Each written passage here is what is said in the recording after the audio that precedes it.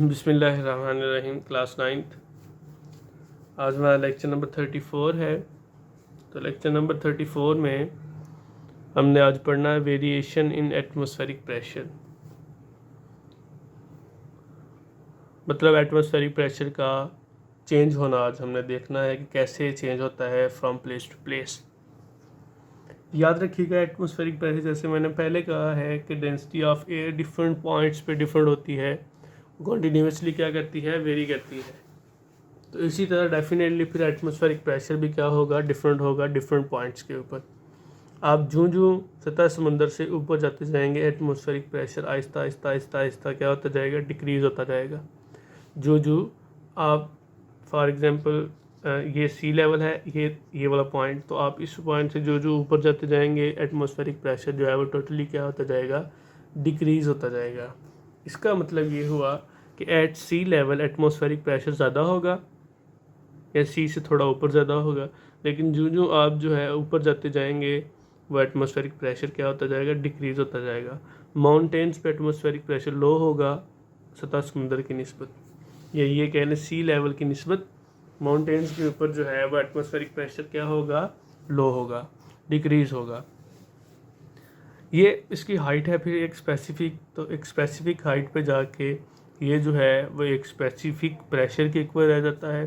तो about 30 kilometre atmospheric pressure जो है सतह समंदर से 30 किलोमीटर ऊपर जाके एटमॉस्फेरिक प्रेशर सिर्फ रह जाता है 7 मिलीमीटर ऑफ मर्करी के इक्वल।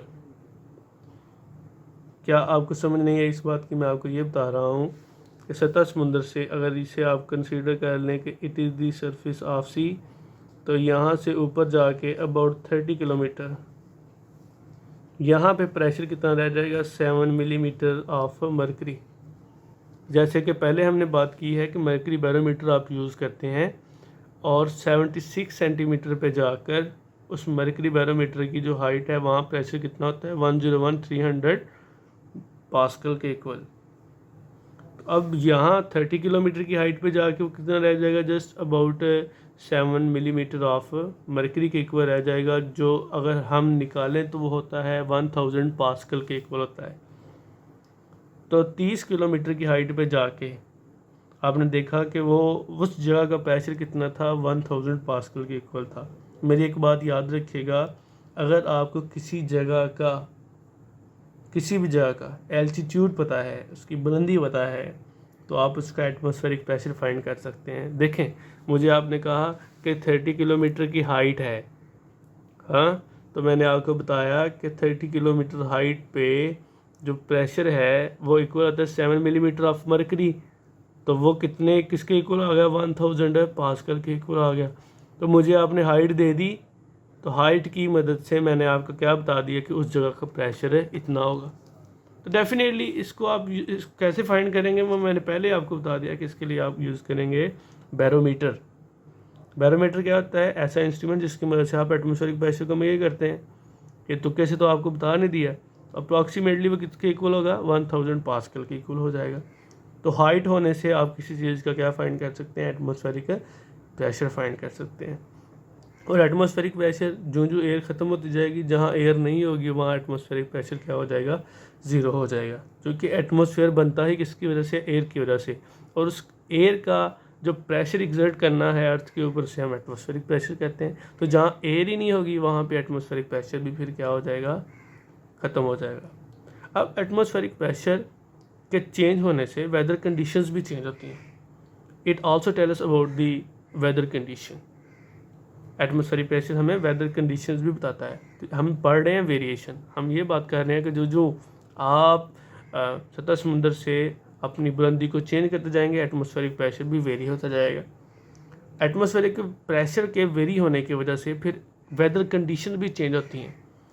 कैसे चेंज होती हैं, मैं आपको 6 से 7 बातें बताऊंगा कि किस किस्म का अगर एटमॉस्फेरिक प्रेशर चेंज आए तो उसकी वजह से वेदर कंडीशन कैसी होगी।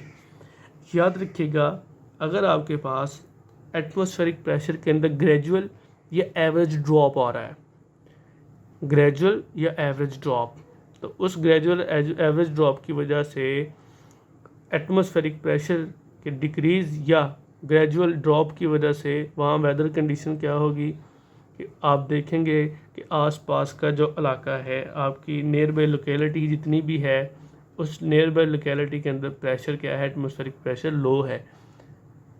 मिसाल के तौर पे हम अमूमन ये बात करते हैं ना कि हमारे घर के आसपास अगर ठंडी हवाएं चल रही हों तो हम कहते हैं कि लगता है आसपास कहीं बारिश हो रही है। हाँ, तो हमारे यहाँ गर्मी थी, हवा ने क्या कर दिया, थोड़ा सा एटमॉस्फेरिक प्रेशर जो है वो चेंज कर दिया। तो उस एटमॉस्फेरिक प्रेशर चेंज होने की वजह से हमने अंदाज़ा लगा लिया ना कि आसपास कहीं बारिश हो रही है। तो बिल्कुल ये वही बात है कि ग्रेजुअल और एवरेज ड्रॉप अगर आए किस में, एटमॉस्फेरिक प्रेशर में, तो आपने अंदाज़ा क्या लगा लिया कि आसपास कहीं जो है वो एटमॉस्फेरिक प्रेशर लो है, जिसकी वजह से हमारे करीब भी क्या हो रहा है, एटमॉस्फेरिक प्रेशर लो हो रहा है, ग्रेजुअल ड्रॉप आ रहा है उसके अंदर। क्लियर है। अब दूसरी बात, ये तो था ग्रेजुअल ड्रॉप। अगर माइनर बट रैपिड फॉल, ठीक है, आपके पास थोड़ा लेकिन तेज़ी से अचानक ही एटमॉस्फेरिक प्रेशर जो है वो गिर जाए, तो फिर क्या होगा, याद रखिएगा, इससे आपने अंदाज़ा लगाना है कि आगे जो है या तो हवा चल सकती है तेज़, ठीक है, या बारिश हो सकती है हल्की फुल्की, इस तरह की। ठीक है, दोबारा फिर सुने, अगर आपके पास माइनर या रैपिड फॉल आया है आपके एटमॉस्फेरिक प्रेशर में, तो आपने अंदाज़ा लगा लेना है कि आसपास कहीं जो है या तो हवा चल रही है या शॉरी कंडीशंस हैं। ठीक है, जैसे मैंने पहले बात बताई है कि आपके यहाँ अच्छी खासी गर्मी थी, अचानक क्या हुआ, अचानक से आपके यहाँ भी जो है वो हवाएं चलना शुरू हो गई, या आपके करीब जो है वो गर्मी थोड़ी कम हो गई, ठंडी हवा आपको आना शुरू हो गई, तो आपने क्या अंदाज़ा लगाया कि लगता है आसपास कहीं बारिश हो रही है, शॉरी कंडीशंस हैं, जिसकी वजह से हमें भी जो है वो एटमॉस्फेरिक प्रेशर में वेरिएशन महसूस हो रही है। क्लियर होगी बात। अगर तीसरा है, अगर डिक्रीज़ आ जाए एटमॉस्फेरिक प्रेशर में, इसका मतलब है कि आगे या तो जो है वो बारिश होगी, ठीक है, तो या जो है वो ठंडी हवाएं चलेंगी। तो अगर सडन फॉल आ गया है, अचानक से एटमॉस्फेरिक प्रेशर गिर गया है, तो इससे आपने अंदाज़ा लगा लेना है कि या तो तूफान आ सकता है या बारिश हो सकती है आइंदा चंद घंटों के अंदर अंदर। ठीक है, अचानक से एटमॉस्फेरिक प्रेशर गिर गया है तो आपने क्या अंदाज़ा लगा लेना है कि मे बी चंद घंटों के अंदर जो है वो तूफान आए, बारिश हो, ये सारी चीज़ें पॉसिबल हो सकती हैं। तो अगर एटमॉस्फेरिक प्रेशर आहिस्ता आहिस्ता क्या हो रहा है, इंक्रीज़ हो रहा है, तो आगे मज़ीद इंटेंस कंडीशन हो सकती हैं, मौसम मज़ीद शदीद हो सकता है आगे। क्लियर है। तो अगर आपके पास ग्रेजुअल बट लार्ज इंक्रीज़ आ रहा हो किसी भी एटमॉस्फेरिक प्रेशर में, तो इसका मतलब है कि आगे जो है एक अच्छा और खुशगवार मौसम आ सकता है।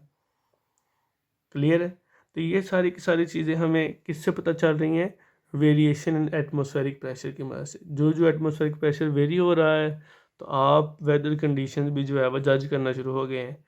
ग्रेजुअल एवरेज ड्रॉप आ रहा है, माइनर बट रैपिड फॉल आ रहा है एटमॉस्फेरिक प्रेशर में, डिक्रीज इन एटमॉस्फेरिक प्रेशर है, या सडन फॉल आ रहा है, अचानक बढ़ रहा है, या अचानक जो है वो डिक्रीज़ हो रहा है। तो इन सब चीज़ों से आप वेदर कंडीशंस का अंदाज़ा भी लगा सकते हैं।